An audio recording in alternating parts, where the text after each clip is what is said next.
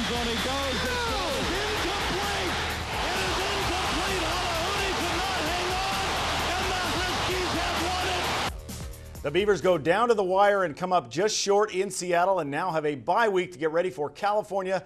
This is, as we get started, the latest AP Top 25 hot off the presses. Now check it out. For the first time in program history, the Ducks are the #1 team in the country. Oregon with 39 first place votes. They are also #1 in the coaches poll. Boise State second, Oklahoma third.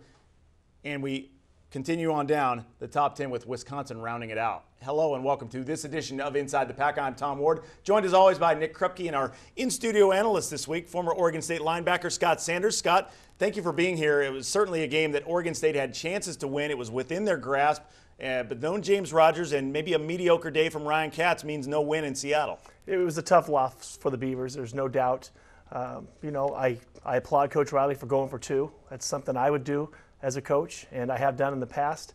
And, you rally around your team, and it looks like they wanted to go for that win right then and there, and unfortunately didn't work out for the Beavers. And it appeared when they huddled up as a team that they were deciding to go for two. Did you think that as well? I knew right when the timeout was called they wanted to go for two. You look at the team, and the kids were pumped up to go for that, and, it unfortunately just didn't work out for them. Well, in other news, Nick, Oregon has the bye week now as they get ready for this Thursday night date with UCLA. Ohio State goes down, cards all fall into place, and Oregon's now sitting on top. Yeah, one of those things where is it a curse or a blessing? I mean, we're talking 2 weeks in a row where the #1 team does go down. The Ducks got to sit back, relax, and watch everybody else beat up on each other. #5, Nebraska lost as well. So how long can you hold out on that? I mean, you got 6 games to go as the #1 team in the country. That's a tough task to hand, but certainly the Ducks, with the schedule matching up in their favor, it seems like, for home games, that might be pretty neat for the end of the season. And one other notable item on the top 25, in the coaches poll at least, was TCU getting leapfrogged by Oklahoma. Yep. So you see the effects of the strength of schedule in college football certainly rearing its ugly head right there for TCU. Well, let's get the show going here. 4 teams with open dates in the Pac-10 Saturday, but not the Beavers. Off to their best conference start in 7 seasons, the 24th-ranked Beavers had a chance to tie Idle Oregon for first in the Pac-10 with a 3-0 mark. OSU out for a 7th consecutive win over the Huskies in their 4th in a row at Husky Stadium. Without James Rogers, but Quiz was feeling fine. Jake Locker was sick all week, had a thigh bruise, and he wants this one back. Opening drive, Locker scrambling, runs into his own man. The fumble is recovered by Gabe Miller. The Beavers' 4th forced turnover in the red zone this season. Later, though, the Dogs come back and draw first blood. Jermaine Kearse beats James Dockery, 16-yard touchdown, make it 7-0 Huskies. Back comes Ryan Katz, though, making his 6th start, but certainly not his best. His 2nd pick on the following drive, Desmond Trufant, the brother of Marcus. The Huskies take over and they take advantage. Start of the second quarter, the fly sweep fake. Locker to DeAndre Goodwin, 4-yard touchdown, make it 14-0 purple and gold. UW kept coming too. Locker displaying that cannon of an arm. Not a perfectly thrown ball, but he gets it there. Locked and loaded to Kearse, 45-yard strike, make it 21-0 Washington. After a nice return by Jordan Poyer, the Beavers finally put some points on the board. A 5-yard keeper around the right side as Katz scrambles and gets to the pylon. 21-7.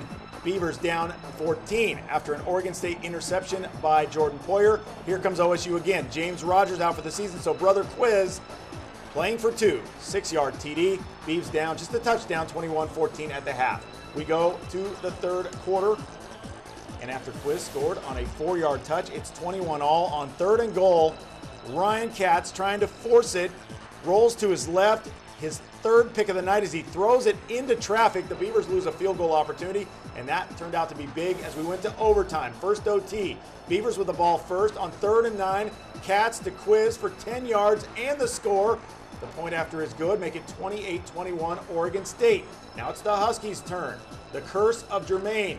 Locker to Kearse on 3rd and 2. 17-yard touchdown, extra point, ties it again. We go to double overtime. In the second OT, it was more Locker. Jake locked in on Kearse again. Great pass, great catch. 21-yard strike. UW back on top, 35-28. OSU with a chance to respond. We go to 4th and 1 from the 3.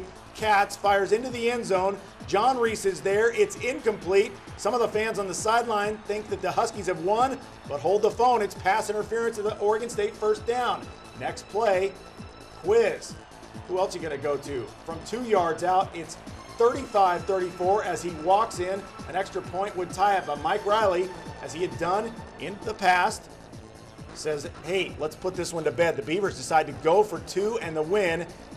And Katz brings it out, and they think they have the right play here. It looked like the right play.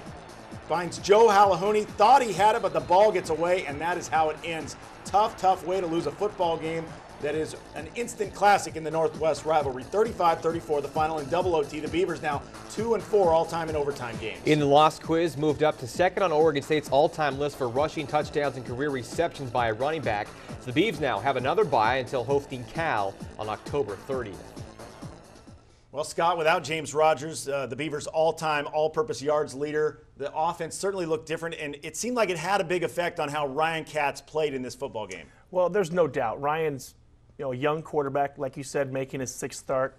And the fact of the matter is, James is his go-to guy. And if he's not comfortable out there without James Rogers, then he's got to find somebody else to get comfortable with. That, no doubt, is just a quiz. So, he's a young quarterback. He's going to make some mistakes. Unfortunately, he made a couple big mistakes here in a hostile crowd with 65,000 people in the stands. This one on 3rd and goal from the 13, I think he'd really like to have that one back. There's no doubt. I don't think he trusted his legs. He'd proven he can scramble the week before and in this game. And looks like there might have been some open field there. I thought maybe he trusts himself and runs this ball, and he may have a better outcome than the interception. And then right here's one where he probably should throw it away. Yeah, maybe he went back to the play before and thought, hey, I should run this because I didn't run it last time. And right, you always want him to throw it out of bounds. And, it just didn't work out for him. Well, going into a bye week, how tough is this? Being a former player and now a coach, share that with us. You got to stew on this now for 14 days. You do. And, what you do is you just get them mentally prepared to go back in and face their next challenge, work hard in the weight room during this bye week and get stronger. And basically put it behind them. There's a lot of season left. They can still win the Pac-10 title. Well, did it remind you at all of that 98 game up there at Husky Stadium when Jonathan Smith threw for 469 and brought the Beavers all the way back, and they went for 2 and Roddy Tompkins couldn't hang on? I remember when his shoe came off. So it's it's a lot like that. In fact, Brock Heward commented on the live telecast on ESPN. He said, this is exactly what Coach Riley did 12 years ago. And, it's a coach's makeup. He wants to win it right there. And it's not an easy place to win historically for the Beavers, so let's try to win it right now. Right, and that play, by the way, when Mike Riley says, we're going for 2, in 1998, one of the defining moments of Mike Riley's career as an Oregon State head coach.